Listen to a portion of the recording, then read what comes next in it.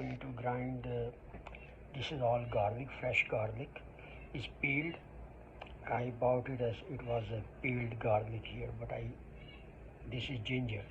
I peeled and I cut it, washed properly both, and now I'm going to grind it and keep it in the refrigerator to use maybe next 2-3 months will be, maybe month to 3 months, depend.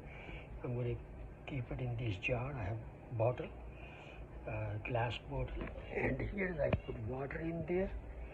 So here's the oil. I'm going to add a little bit oil to keep it longer, because oil keep a lot longer than without oil. So also these bottles may be used again for same purpose, or I have to throw later because of the aroma is very strong.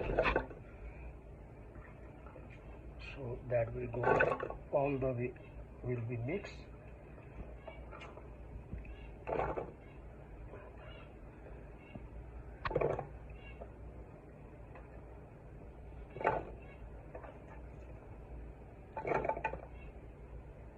If need to add a little bit more oil, I will do that.